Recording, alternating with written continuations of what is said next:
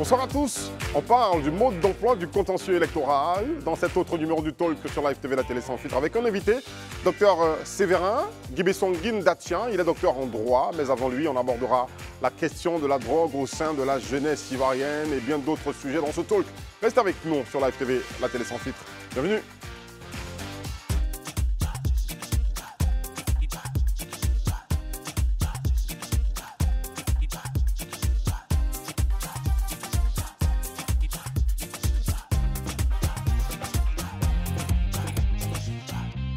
C'est toujours un bonheur pour nous de vous retrouver sur Live TV, la télé sans filtre. Merci de rester avec nous sur tous les canaux. Sans oublier bien sûr les réseaux sociaux, là où il y a le direct de cette émission. Vous réagissez, vous êtes nombreux à partager, à liker avec des cœurs, avec des likes. Merci de le faire et de commenter bien gentiment le direct de cette émission. Commentez en donnant vos avis sur les sujets abordés dans cette émission. Merci de rester avec nous. L'équipe, elle est là. Un peu réduite, mais elle est toujours présente. Les trois avec moi hier sont aujourd'hui là. Isabelle Vauvor. Bonsoir Eric. Avec cet assortiment qui est pas mal du tout. Isabelle Vauvor. Tout rouge vécu. Herman va se fâcher. Qui va se fâcher? Herman. On va parler comme l'autre, la qui était là-bas. Et moi qui te longe déjà. Qui me longe déjà. Barry Abdourahmane. Bonsoir Eric, bonsoir à la team, bonsoir chez vous. D'accord, notre sociologue. Ouais. Voilà, qui est avec nous sur ce plateau. Et puis Herman Abois. Bonsoir Eric, bonsoir Isabelle. Aujourd'hui, tu me dis bonsoir. Bonsoir Barry. Bonsoir. Spécialement, Bonsoir, je comprends pas. Non, mais tu as... Non, en fait, il veut m'adoucir avant de m'allumer. Je pense que c'est ça. C'est ça le truc, c'est ça. Mais écoutez, merci de rester avec nous. On vous salue vous tous, vous qui nous regardez. Et puis, on démarre avec l'info du jour. L'info du jour est une info qui n'est pas réalisante du tout, qui ne fait pas la fierté de la jeunesse ivoirienne. Plus de 5 tonnes de produits pharmaceutiques illicites saisis, dont cette nouvelle drogue appelée Kadhafi, qui se vit donc au sein d'une certaine jeunesse. On en parle, Isabelle, on en a entendu parler.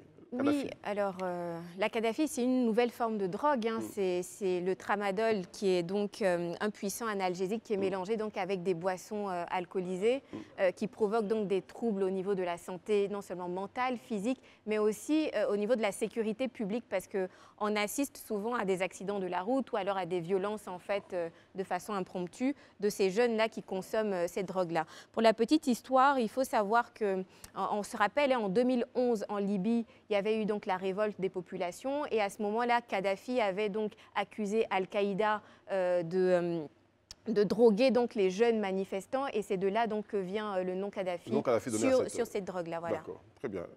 Qu'arrive-t-il à notre jeunesse, Barry? Bon, il faut questionner le phénomène. Au-delà de la drogue en question, il faut identifier les profils de ceux qui la prennent. C'est vrai qu'on dénonce le trafic, ceux qui commercent, mais à ceux qui prennent. Si quelqu'un vend, c'est que quelqu'un achète. Et le profil que je vois, la plupart des jeunes qui s'adonnent à la consommation des tramadol et tout autre stimulant, c'est des jeunes qui s'inscrivent dans un champ social où la violence est le lieu, comment dirais-je, c'est la légitimité de la violence qui commande dans ces champs-là. Quand vous prenez les jeunes Yambro, quand vous prenez d'autres jeunes qui s'adonnent à la consommation de ces stupéfiants-là, c'est des gens qui, dans leur milieu, celui qui a le point le plus puissant domine. Donc, ils sont dans une compétition entre eux. La compétition peut être économique. Lorsque, par exemple, des individus se pointent sur un espace social qui peut être le bord de route pour réclamer de l'argent au chauffeur. Maître du secteur. Voilà. C'est une compétition économique. Donc, pour s'exprimer, pour asseoir sa domination sur ce champ-là, il est obligé de faire usage des violences. Et la violence, pour qu'il l'exerce, il a besoin de ressources. Et cette ressource-là, c'est la drogue. Ça peut être les armes blanches. Ça dépend de quel type d'adversaire il a en face de lui. Parce qu'entre eux, ils compétissent. Vous pouvez avoir un espace social bien précis où vous exercez. D'autres, entre griffes, gros bras, qui ont plus de points que vous, peuvent venir vous inquiéter ou vous chasser de là. Donc, ils sont obligés, dans leur milieu, de faire usage de ça. Parce que pour lutter contre le phénomène, il faut identifier les différents acteurs qui sont impliqués et dans la vente et dans la consommation. D'accord. Je pense que c'est ce que la direction chargée des stupéfiants a fait donc, sur le terrain pour lancer cette vaste opération pour saisir tout ceci. Ouais, 5 tonnes. 5 tonnes. C'est pas négligeable, hein, Herman. C'est pas négligeable. Moi, je pense que c'est intéressant quand on voit que, parce que les gens en parlent de plus en plus, on a même fait un sujet dans le Mood ici. Aujourd'hui, les jeunes se détournent de la forme classique de drogue qu'on connaît. Vous savez qu'habituellement, on dit qu'ils prennent du cannabis, donc les gens recherchent généralement ces herbes-là. Mais aujourd'hui, vous pouvez voir des jeunes dans nos quartiers avec des canettes, souvent même des bouteilles d'eau minérale vides. À l'intérieur, vous voyez un liquide jaunâtre souvent. C'est cette forme-là. Elle est partout. Donc, quand je me dis que lorsque la police s'intéresse à cela, il faut aussi aller dans ces quartiers-là, faire des perquisitions, des rafles et autres là pour essayer de... Parce qu'ils sont là, hein, on ne sait pas quel type de drogue, on ne peut pas leur faire des tests, mais on sent qu'ils sont tout de suite, pour peu, ils s'allument, ils s'énervent, ils s'excitent. Donc vraiment, comme elle a dit là, ça détruit la santé mentale. On les voit dans les quartiers. Ça, je le dis, donc il faut que la police intensifie ces genres d'actions-là, ces genres d'opérations-là. Et c'est bien qu'elle ait pu voir qu'il ne s'agit pas seulement des formes de drogue qu'on sait, comment on appelle les herbes et autres, le cannabis et autres. Parce que moi, ce truc-là, je l'ai déjà entendu. Avant, il y a le qu'ils appellent rivaux et autres. Ouais. Ce n'est pas aujourd'hui. J'ai appris cela il y a peut-être 15 ans. Donc, ça 15 ans, oui, 15 ans. Les jeunes dames qui vendent, paraît-il, qui vendent les médicaments, des paracétamol et autres. Sur le bord des routes. Tout cela, il faut qu'on assainisse. Voilà. Non, mais pour noter aussi, pour revenir sur l'histoire, il faut savoir que cette drogue existe depuis déjà belle lurette. Déjà en 2012, en Afrique de l'Ouest, on avait... entre février et octobre 2012, 24 conteneurs de 130 tonnes ont été trouvés au Togo, au Bénin, au Ghana et au Sénégal. Donc c'est de dire en fait que c'est un phénomène qui existe depuis bien longtemps et je pense que nos autorités auraient dû en tout cas sensibiliser, en tout cas mettre en place un système d'alerte pour ne pas en fait que ça arrive en Côte d'Ivoire. Malheureusement, ça prend de plus en plus d'ampleur dans notre pays. Il faut rappeler aussi que par exemple à Koumassi, il y a un jeune qui est décédé. Il a pris 11 comprimés de Kadhafi. Wow. Alors, ouais, donc en fait, 11 comprimés de tramadol. Il y a un autre groupe de jeunes dont je n'ai pas évoqué tout à l'heure. La Kadhafi. C'est des jeunes qui sont dans des groupes où il y a une forme de légitimité par la virilité. C'est-à-dire que la consommation de la drogue, c'est ce qui légitime l'appartenance au groupe. Et que vous êtes avec vos amis, eux tous ils consomment, pour paraître, souvent pour plaire à un certain nombre de femmes, parce qu'ils ont des copines généralement. Il faut que tu prennes ça, en fait. C'est l'indicateur d'appartenance au groupe. Si tu ne prends pas, tu n'es pas le bienvenu. Donc, je pense que la police, à travers ses services, peut d'abord essayer de filer les profils. Qui sont ceux qui prennent? Qui sont ceux qui vendent? À partir de ça... Commençons par ceux qui vendent. Oui, voilà. Exactement, parce que ce qui fait le succès, en fait, de cette drogue, c'est que ça ne coûte pas cher du tout. Donc, ça coûte bien moins cher que, par exemple, l'héroïne ou encore la cocaïne. Dans les pays du Sahel, par exemple, ça coûte 50 francs pour s'en procurer. Voilà, donc c'est pour dire... combien c'est moins cher en fait sur le marché. Mais à côté de cela, on connaît les boissons alcoolisées. Il y a une marque même, je ne vais pas faire de publicité. Il y a une marque. Pourquoi est-ce qu'on n'interdit pas, on n'arrive pas à interdire cette marque de boisson que tout le monde sait parce qu'à l'origine, son rôle, c'est pas de faire ça. Détruire les jeunes. Parce qu'à l'origine, c'est pas son rôle en fait. C'est pas le rôle de la police de faire ça. Je veux dire, à l'origine, cette boisson n'a pas été fabriquée et produite pour mais être quand utilisée. on sait que les gens lorsque cette boisson alcoolisée devient un problème de santé publique, il faut prendre... Parce qu'aujourd'hui, c'est essentiellement comme si c'était la base de leur mixture. Parce que sans ça, c'est ce qu'ils ajoutent au tramadol et puis ils créent leur décoction. Il faut pouvoir arrêter cela. Comment les médicaments, les produits pharmaceutiques arrivent sur ce terrain-là, comme ça peut être utilisé par cette jeunesse? Comment ça arrive que des produits pharmaceutiques qui ne sont pas périmés du tout, hein, donc, qui peuvent être durement utilisés par les pharmacies, par les centres de santé? Les systèmes de trafic sont généralement structurés. Ils ont des canaux par lesquels ils font passer les produits. Donc, c'est où la police et la gendarmerie doivent prendre leurs responsabilités parce qu'il faut filer. S'ils font du profilage, s'ils essaient de filer ces individus-là, ils peuvent identifier tous les canaux par lesquels les jeunes achètent les produits et ceux qui vendent les produits. Et cartographier les espaces où on vend ces produits-là. Parce que nous, on n'a pas de preuves, mais on sait qu'il y a déjà des sites à Abidjan où on a des préjugés, parce que je n'ai pas de preuves formelles, mais on sait qu'il y a des quartiers où on dit qu'on en vend là-bas. Et la commune d'Adjamé a un site que tout le monde connaît, je ne vais pas revenir dessus, je pense que les forces de l'ordre sont déjà informées. Mais si on n'y prend pas garde, ce problème-là risque de devenir un problème de santé publique. Ce problème, il est déjà. Ça l'est déjà. Moi, je pense que les réseaux, comme il a dit, les réseaux sont connus. Moi, je pense que les gens aujourd'hui savent comment est-ce que dans nos pharmacies, il y a ces réseaux, ce trafic-là qui s'effectue. Ce n'est même pas seulement typique à la Côte d'Ivoire. Dans la plupart des pays, de façon générale, il y a des réseaux pour se procurer des substituts, des médicaments qui pourraient être des drogues qu'on pourrait utiliser. Donc, les gens cherchent cela. Mais comme il a dit, il y a une pharmacie à ciel ouvert que tout le monde sait, à Adjamé. On sait où tous ces jeunes-là, parce que c'est de là-bas qu'ils viennent et ils fournissent tout le marché à Abidjan. Il faut que les gens... Moi, je pense que le problème, il est là. Si les gens veulent le régler, ils vont pouvoir le régler. On va beau discuter ici. Si jamais il n'y a pas de volonté, on ne pourra pas y aller. Oui, d'autant plus que la consommation est de plus en plus exponentielle et ça crée des phénomènes donc, addictifs. Donc il faudrait qu'on trouve la solution pour pouvoir... et ça développe des profils criminels. C'est clair. Il y a des jeunes qui n'ont pas forcément des aptitudes criminelles, mais à force d'en consommer, ils n'ont plus peur de rien. Ils n'ont plus peur de rien. Et c'est un autre personnage que tu vois, en fait. Ce n'est pas celui que tu as connu avant qu'il ne consomme le produit. C'est clair. Et pour résoudre cela, donc, cette opération donc, de la DPSD souligne la détermination désormais des autorités ivoiriennes à lutter donc, contre cette nouvelle forme de drogue qui a pondu un concept musical finalement sur le terrain. C'est quoi ça? Qui s'appelle la Kadhafi. Il faut impliquer l'université aussi. Il faut impliquer l'université. Dans la lutte contre ces phénomènes-là, parce qu'il y a... Il y a des sociologues, il y a des médecins, il y a des psychologues qui peuvent intervenir pour essayer d'aider à régler le problème. Ce n'est pas seulement, comment dirais-je, la police ou la gendarmerie qui doivent lutter contre le phénomène. Très bien. C'est un phénomène assez dangereux donc, pour notre jeunesse. À côté de ce fait, on va sourire avec un autre fait, parce que toute la jeunesse ivoirienne n'est pas concernée par la Kadhafi. Il y en a qui travaillent et le gouvernement a décidé de regarder donc, à ceux qui travaillent pour les récompenser à travers donc, une journée nationale de l'excellence des Ivoiriens primés dans leur engagement. Et cette info-là apparaît dans l'info du jour. On y va tout de suite. L'info du jour. On est encore vers Isabelle. On est pourquoi? C'est elle qui commence tout le temps, mais bon, on aime bien quand elle nous parle de cette journée d'excellence.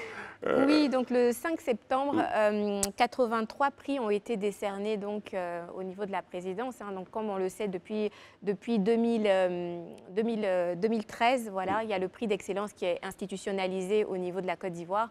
Aujourd'hui, c'était sa 10e édition depuis le 5 septembre. Et donc, en 10 ans, il y a eu 650 lauréats. Il faut savoir que ce prix-là a été instauré donc, pour... promouvoir une société d'excellence. Et moi, j'aimerais véritablement m'appesantir en fait sur le fait qu'en 2021, il y a eu l'instauration donc du prix d'excellence sur la bonne gouvernance qui permet de célébrer donc l'intégrité. Voilà.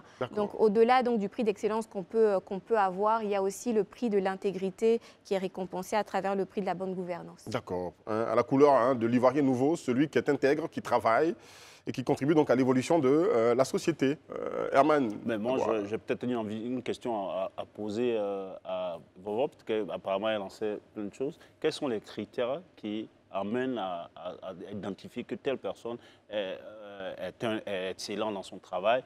Et puis, surtout, est-ce que c'est un concours qui est lancé dont les critères sont connus et que les gens compétissent, ou bien il y a un jury de façon discrétionnaire qui... Non, il y a un jury. Il est rentré il n'y a pas longtemps.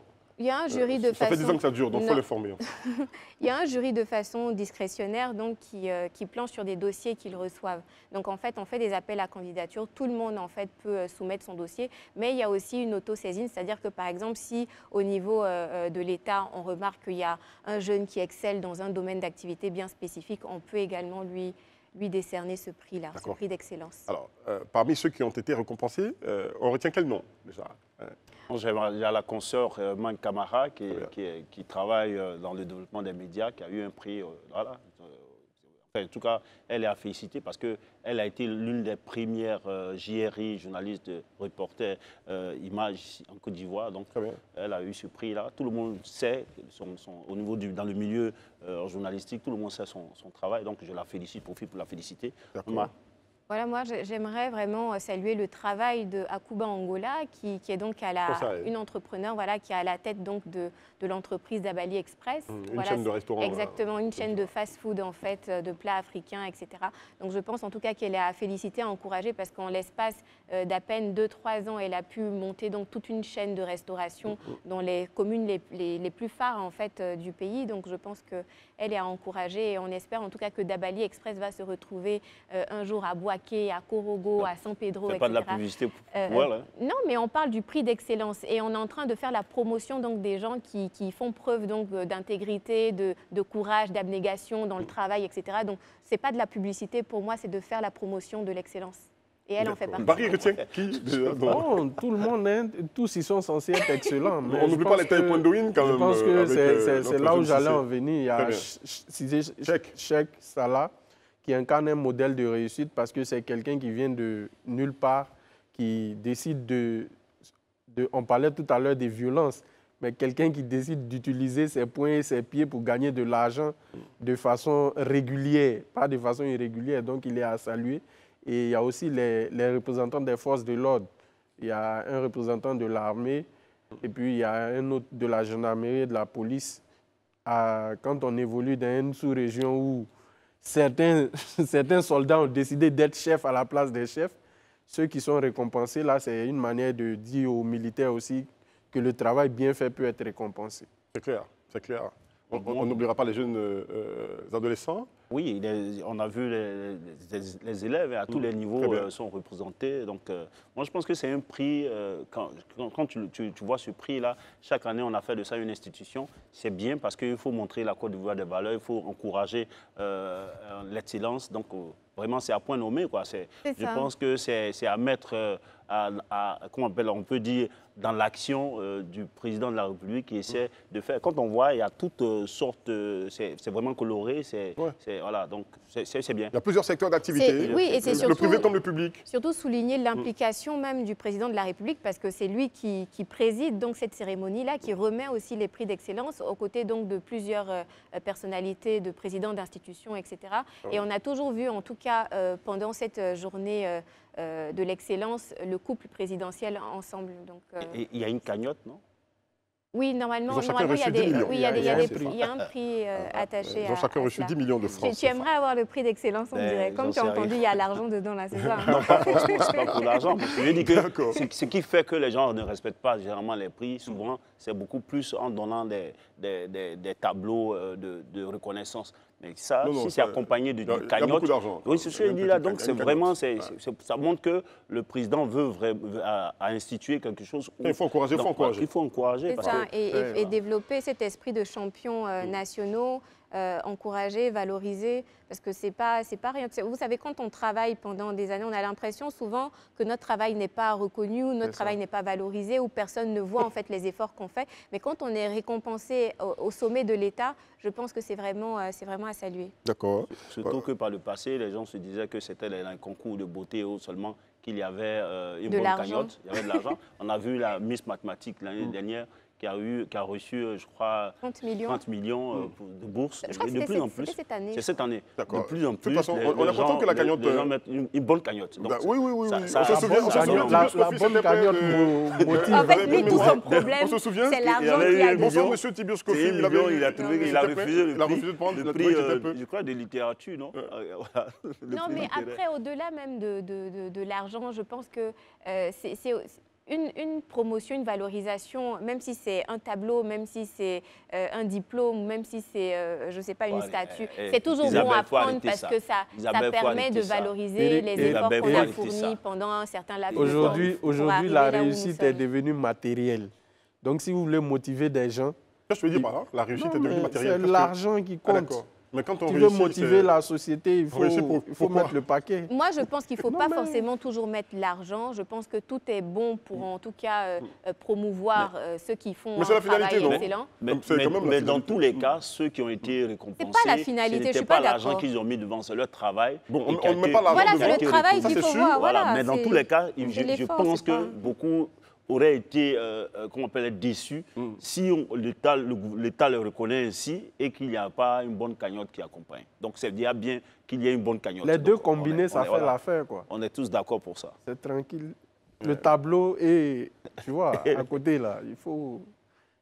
Il faut mettre l'argent. Non, mais en fait, sortez de cette mentalité-là. Hein, parce que moi, Non, personne n'a une mauvaise mentalité. Non, non, On j'ai a pas dit, déjà j'ai pas que c'est dit, le j'ai pas dit travail que qu'on- c'était non, non. mauvais. Herman, laisse-moi terminer. J'ai pas dit que c'était mauvais. J'ai dit sortez de cette mentalité. Non, qui sort de cette mentalité?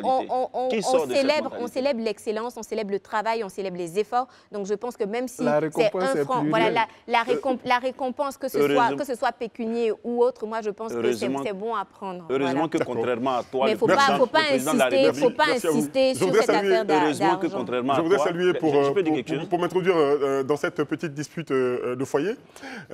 Ça en a tout l'air, mais ce n'est pas le cas. Voilà. Tu fais un sourire? Je dis, je vais revenir là-dessus. Hein. Contrairement à ce que Isabelle Je voudrais- pense, le président a J'essayais. bien fait de mettre une bonne cagnotte à côté. Oui, il a du très prix. bien fait. Il a Pour très donner bien fait de un le- certain niveau. Il a Je- très bien j'essaie fait de de le vous faire. arrêter. Mais J'essaie de vous je dis arrêter. juste, L'argent, il ne je vais aller faudrait pas chercher. juste Quand arrêter j'essaie sur de- le j'essaie fait de vous d'avoir arrêter, quelqu'un m'a une écrit sur les cagnotte réseaux à chaque sociaux fois. sous mon post, pourquoi tu n'arrives pas à maîtriser Herman et Isabelle? La prochaine fois qu'on me pose la question, quand je reviens ici, je vous mets dehors. Quand vous, C'est la vous ne puissance de m'écoutez pas. l'amour, tu ne peux pas c'est- maîtriser on va ça. finir par les stopper là. Je voudrais saluer tous les téléspectateurs du Niger, de Niamey, qui nous regardent. On vous aime beaucoup. Merci de nous regarder. Ceux du Gabon aussi, hein, vous avez subi les mêmes situations ces temps-ci. Mais bon, il y en a où c'est accepté, d'autres où c'est pas du tout accepté. Bon, on ne sait pas trop pourquoi. Il y a Barry qui aura l'occasion d'en parler peut-être demain. Restez avec nous sur Live TV, la télé sans filtre. On se retrouve encore sur ce plateau pour poursuivre avec cet autre numéro du talk que je vous le disais donc en début d'émission. On parle contentieux électoral et son mode d'emploi. On va y aller tout de suite pour recevoir l'invité du jour. Et l'invité du jour, je vous le disais en début d'émission, donc c'est bien, docteur Séverin Guibessonguine Datien, donc docteur en droit, qui va parler, avec qui nous allons parler donc du mode d'emploi, du contentieux électoral. Bonsoir, docteur. Bonsoir, Merci d'être avec nous sur ce plateau. c'est moi. Je suis Eric Landry et avec moi Isabelle Vauvor, Barry Abdourahmane et Herman Aboua pour vous interroger. Qu'est-ce qu'on appelle contentieux électoral? Alors, merci. Le contentieux, nous sommes en pleine période électorale, ainsi que vous le savez. Alors, le contentieux, c'est le mode légal par lequel les électeurs, dans le cas espèce, vont exercer leur droit de contestation d'une élection. La loi va donner les moyens pour que notamment toute contestation, pour qu'elle soit dans un cadre légal, organisé, prévu par la loi, notamment ici le code électoral, qui prévoit le contentieux en matière d'élections locales, c'est-à-dire municipales et régionales. D'ailleurs aussi, comme le contentieux en matière d'élections nationales, comme les législatives et les présidentielles. Ici, seulement, il y a une différence, c'est que les élections locales, municipales et régionales, pour ce qui concerne le contentieux, on va en parler, ce sera le Conseil d'État. Et en ce qui concerne les élections législatives, ce sera le Conseil constitutionnel et les élections présidentielles également. Alors, le contentieux donc, va être ce moyen juridique qui est donné aux populations, donc aux électeurs, qui sont la partie qu'on appelle le peuple dans la population, et qui va être exercée lorsqu'elle n'est pas satisfaite de la sincérité ou lorsqu'elle émet des doutes sur la sincérité éventuelle du scrutin, aura notamment cette occasion organisée par la loi pour notamment exprimer son désaccord, c'est-à-dire le contentieux, le désaccord ou ce qu'on appelle les palables. Quand on est en palabre, on va devant le juge et puis le juge va trancher pour savoir qui a raison, pour le dire simplement. On ne le fait pas, on ne se donne pas raison dans la rue, on ne se donne pas raison par ses bisectes ou par d'autres moyens, mais on se donne raison et celui qui va, à travers notamment les mécanismes juridiques, et il y aura un juge qui va trancher le litige qui est né du fait des élections. Donc ce litige va être la voie contentieuse. D'accord. Je suis candidat, je vais en contentieux. Quel est le procédé d'acte? faut y arriver. Dans la Alors, pratique. d'abord, la qualité pour agir d'abord. La qualité pour agir, c'est-à-dire pour contester, il faut soit être électeur, soit candidat, ou soit la liste, notamment de candidats. Voici les trois qui peuvent exercer une voie de recours contentieux, qui peuvent saisir donc le contentieux. Alors, le mode opératoire, c'est que lorsqu'on n'est pas satisfait, donc c'est ce qui va ouvrir notamment la voie de contestation, donc du contentieux, on va faire nos requêtes, ça peut être consigné dans le PV, ou le PV des élections, ou ça peut être une requête adressée au président du Conseil d'État, parce que c'est le Conseil d'État qui est le juge électoral, mais par contre, la requête sera déposée à la commission électorale indépendante, à charge pour elle de transmettre immédiatement au Conseil d'État. Donc la commission électorale va centraliser, va recevoir les requêtes des différents candidats, et lorsque la commission électorale indépendante reçoit ces requêtes, elle va informer les adversaires de ces candidats qui ont posé, qui a une requête qui a été introduite contre eux. Parce qu'ils ont le droit à l'information, et ce droit à l'information, c'est pour leur permettre de préparer leur défense. Et donc le droit à la défense, le droit à l'information va entraîner le droit à la défense. Donc voici le mode opératoire. Et donc après quoi, donc d'abord ils ont 3 jours pour faire la requête, 3 jours à partir de la proclamation des résultats. Alors dès l'instant où vous avez fait la requête et que votre adversaire est informé de votre requête, puisque la requête va tendre à annuler l'élection de votre adversaire. Et votre adversaire a le droit d'être informé. Lorsqu'il est informé, il dispose encore de 3 jours pour pouvoir se défendre. Et ces mémoires de défense qui vont être faits ou produits vont être déposés également à la CEI, qui vont être adressés au Conseil d'État. Et le Conseil d'État aura 1 mois, disposera de 1 mois pour notamment vider le contentieux, c'est-à-dire notamment se prononcer. Donc vous voyez que... Il y a une possibilité de reprendre les élections. Oui, il y a une possibilité. Alors, il y a plusieurs cas. Le juge va apprécier. C'est pour ça que c'est un juge correct, il va apprécier. Ce n'est plus la commission électorale indépendante, parce que la commission électorale indépendante n'est pas le juge. La commission électorale indépendante est une autorité administrative indépendante, prévue par la Constitution. Mais le juge électoral ici, en ce qui concerne les élections municipales et régionales, c'est bien le juge administratif, c'est-à-dire le Conseil d'État. Alors, le Conseil d'État va apprécier, comme tout juge, lorsque vous êtes saisi d'un cas litigieux, vous allez apprécier les éléments matériels. Alors, donc, en pratique, ce qu'on constate, souvent, ce sont les cas qui peuvent entraîner l'invalidation d'un scrutin, c'est les casses d'urnes, les enlèvements irréguliers également d'urnes. Lorsque vous n'êtes pas habilité, autorisé à enlever des urnes, que vous les enlevez de façon irrégulière, donc il y a une intention frauduleuse, et cela peut conduire notamment à fausser l'expression. Et si certains électeurs dénoncent qu'ils ont été empêchés d'accomplir leur devoir. Il y a les cas d'empêchement orchestrés par la partie adverse. Si vous démontrez également qu'il y a un empêchement massif d'électeurs également, c'est un cas. Il y a aussi le cas de ce qu'on appelle également le vote donc, des électeurs qui peut être également vicié. Donc l'achat de vote ou de voix, ce qu'on appelle l'achat de voix de conscience, le code électoral parle d'achat de vote. Donc l'achat de vote ou de voix ou de conscience peut être également un élément pouvant tendre à invalider le scrutin. Donc vous avez un certain nombre d'éléments, mais au-delà de cela, c'est plutôt la possibilité pour les différents candidats, et c'est la période, on le constate pour tous ceux qui nous saisissent d'ailleurs en tant qu'avocats, puisque je le suis également. Alors c'est la difficulté parfois qu'ils ont à montrer ou démontrer avec des preuves effectives, matérielles, l'intention frauduleuse. Alors donc, il faut le constater. L'achat de vote, par exemple, lorsque quelqu'un distribue 5 000 francs à l'entrée du bureau de vote, il faut filmer, il faut prendre des photos, faire constater par un commissaire de justice, voilà, ainsi de suite, par tout acte pouvant attester des allégations que vous allez faire. Donc, voici autant d'éléments. Lorsque également des électeurs sont empêchés de voter, il faut le constater, il faut le faire constater, de sorte à ce que lorsque le contentieux est ouvert, on puisse produire ces éléments matériels-là, qui vont être des éléments matériels qui vont permettre au juge d'apprécier, que le juge va apprécier, et s'il est convaincu que cela met en cause la sincérité du scrutin, alors il va annuler. Je viens de dire la sincérité du scrutin. Il ne s'agit pas qu'un seul électeur soit empêché pour annuler une élection. Donc il faudrait bien que l'incidence, la fraude, ou notamment ce qui est allégué, ou l'empêchement éventuel, ou les casses d'urnes, soit de nature à pouvoir entacher d'irrégularité la sincérité du scrutin. Et on vient de voir d'ailleurs que la commission électorale indépendante n'a pas pu proclamer des résultats à Kouibli, et notamment à Sarala. Voici un cas pratique.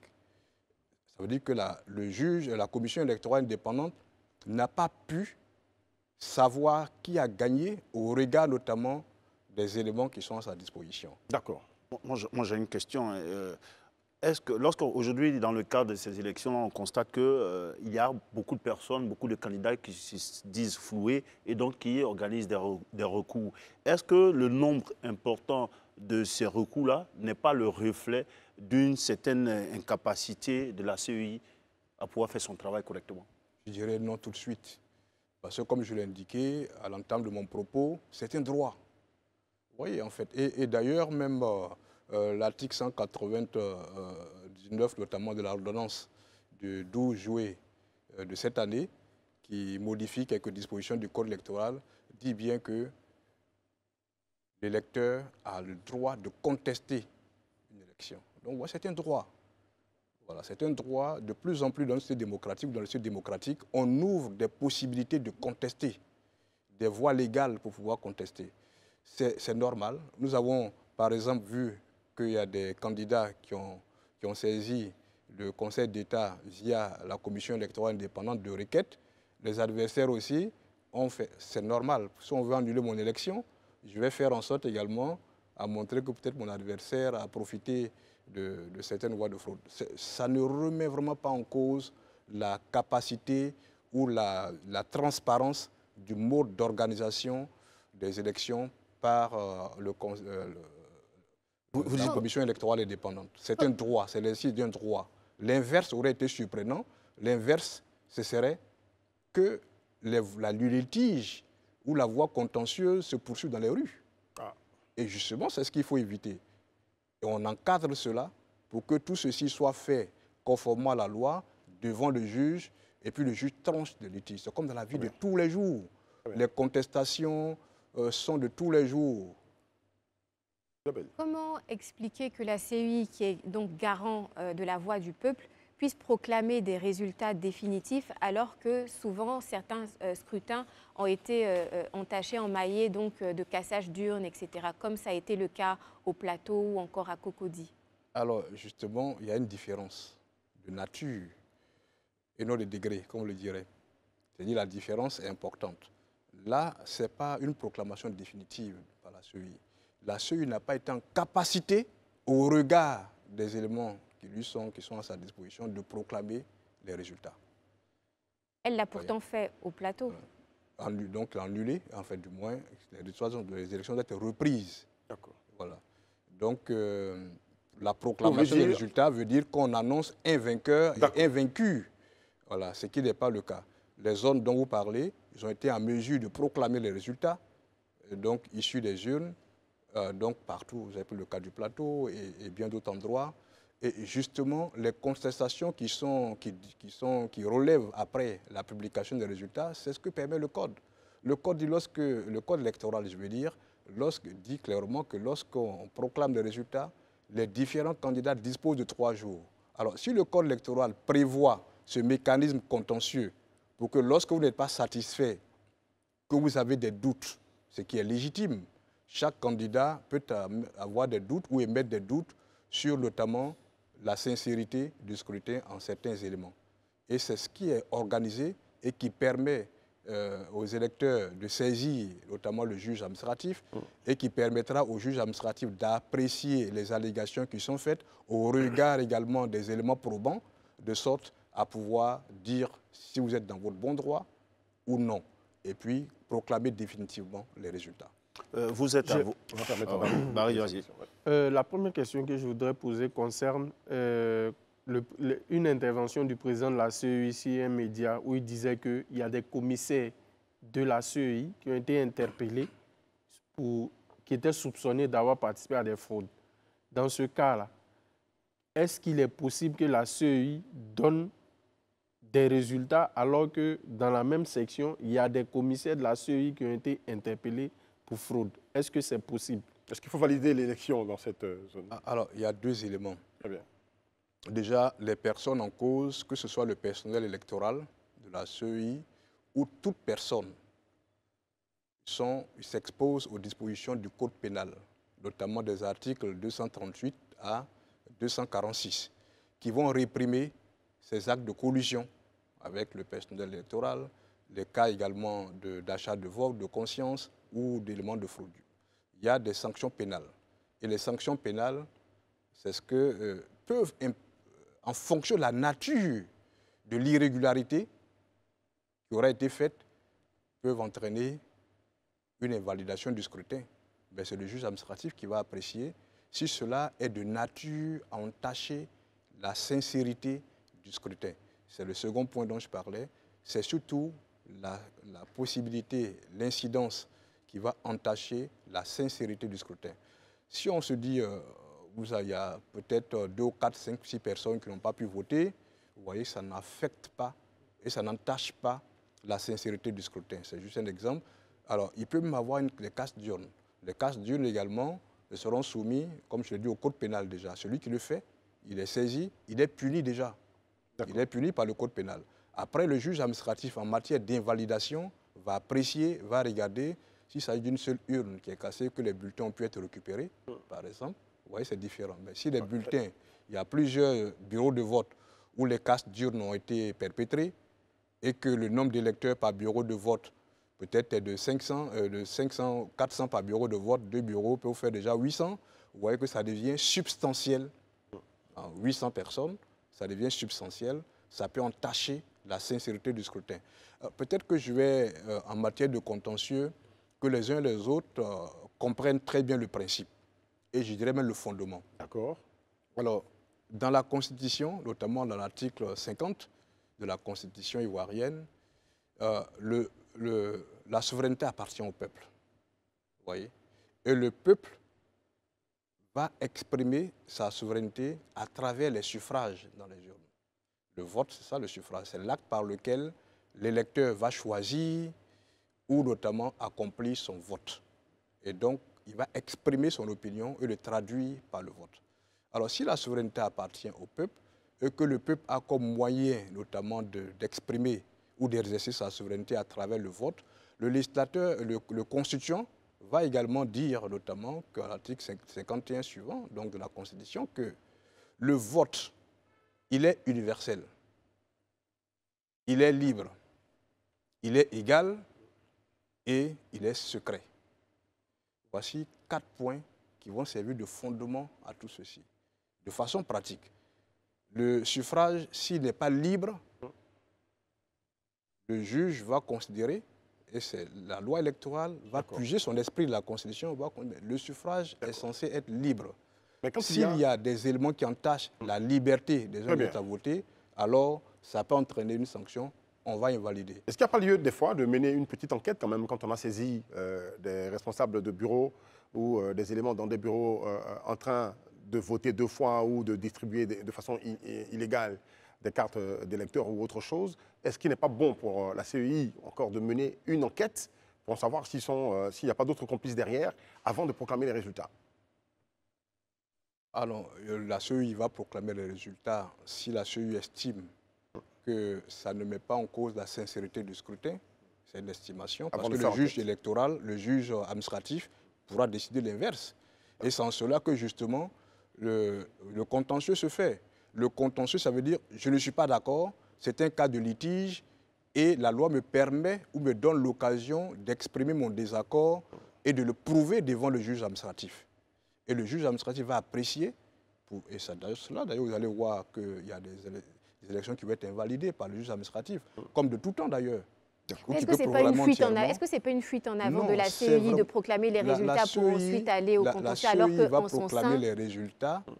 Oui, ceux qui seront coupables des faits dont vous parlez seront sanctionnés, comme je l'ai indiqué, par le code électoral. D'accord. Ça, c'est le premier aspect. Et le second aspect, ceux qui ont perdu ou qui ont été proclamés perdants peuvent, sur le fondement de ces collusions-là, entamer le contentieux. Voilà en fait un peu le processus. Vous avez vous-même pris des personnes qu'on pense qu'il y a des collusions ou qui ont également été compromis dans des actes frauduleux. Et moi, en tant que candidat, j'estime que cela peut être de nature, c'est-à-dire l'incidence, peut être de nature à entacher la sincérité du scrutin. Et au regard de cela, je saisis le juge administratif. Parce que vous voyez bien, ce n'est pas la CEI qui est saisie. Vous voyez ? Parce que la CEI est l'organe qui proclame les résultats et le juge administratif est celui-là qui va juger la sincérité des résultats qui ont été proclamés par la commission électorale. Vous êtes vous-même avocat. J'imagine que vous avez des dossiers dans le cadre de ce contentieux-là. Je ne voudrais pas que vous veniez sur les auteurs, enfin ceux qui vos clients. Mais est-ce que quand vous regardez les dossiers que les gens vous posent, il y a une certaine pertinence, notamment vous avez parlé de preuves, est-ce qu'il y a une certaine pertinence des pièces dans ce dossier-là, dans ces recours que vos clients certainement demandent à ce que vous déposez? Alors je dirais oui, surtout pour les candidats qui ont été prévoyants. D'accord, allez-y. On a commencé par le dire, les candidats qui ont été prévoyants, lorsque vous êtes candidat à une élection, vous pouvez vous dire, même si je gagne, mon adversaire peut contester mon élection. Si je perds également et que j'ai des doutes, je peux aussi, par voie contentieuse, demander réparation devant le juge administratif pour l'annulation de l'élection. L'annulation peut être générale, ça peut être tout le scrutin. L'annulation peut être partielle, ça peut concerner certains bureaux de vote. Et ces bureaux de vote seulement sont annulés. Et quand on fait le décompte, je passe devant. Donc, mais les candidats qui sont prévoyants ou qui ont été prévoyants, c'est ceux justement qui se donnaient les moyens de constater les cas litigieux, de disposer d'éléments matériels, d'éléments filmés, d'images, de photos, des aspects également constatés par le commissaire de justice et autres. Parce que dès qu'on proclame les résultats, comme le dit le code électoral, le candidat ou les candidats ne disposent que de 3 jours. Vous voyez ? Et en 3 jours, pour ceux qui n'ont pas été il faut rassembler toutes les preuves. Et ceux qui n'ont pas anticipé ont eu du mal à rassembler toutes les preuves. Et je peux vous dire qu'il y a certains d'ailleurs qui ont des éléments de fond, qui ont des éléments de fond pertinents, mais qui malheureusement, au regard de la maigreur des preuves, peuvent également perdre. Alors donc, par contre, certains ont des éléments et au regard, comme je l'ai indiqué, des preuves solides qu'ils auront pu constituer, des éléments matériels qu'ils auront pu constituer, cela pourra convaincre le juge administratif. Selon vous, il y aura de grandes surprises? C'est possible. D'accord. Et ceux qui n'ont pas de preuves solides, quel recours est-ce qu'ils ont? Alors, malheureusement, comme je l'ai dit, c'est le conseil qu'on donne, pour les élections, il faut prévoir tous les cas. Ceux qui n'auront pas pu obtenir l'invalidation du scrutin par le juge administratif n'auront pas d'autres recours. Parce que le Conseil d'État est la juridiction suprême de l'ordre administratif. Dernière question, pour vous libérer, pour partir en fin d'émission. Oui. Dernière question, combien de temps la CEI a donc, pour réorganiser les élections donc, dans ces zones-là où, si après donc, un contentieux, il y a lieu de reprendre les élections? Combien de temps elle a? Alors déjà que le Conseil d'État a 1 mois, donc une fois que le Conseil d'État aura rendu les différentes décisions, la commission électorale fera une proposition d'organisation des élections à l'exécutif qui va décider de les faire au plus tôt et au plus vite. Parce qu'il s'agit également de rendre fonctionnelles les collectivités territoriales, donc les communes comme les régions qui seront concernés. Merci docteur Séverin Guy Ndatien, merci d'avoir répondu à notre invitation. Merci. Et d'avoir répondu à toutes nos questions sur ce plateau. Merci à tout le monde. Merci à vous de nous avoir regardé sur Live TV, la télé sans filtre. On prend congé pour se retrouver seulement demain, 19h15 sur Live TV, la télé sans filtre, pour un autre numéro, le dernier de la semaine. Shalom. Du Talk. Shalom.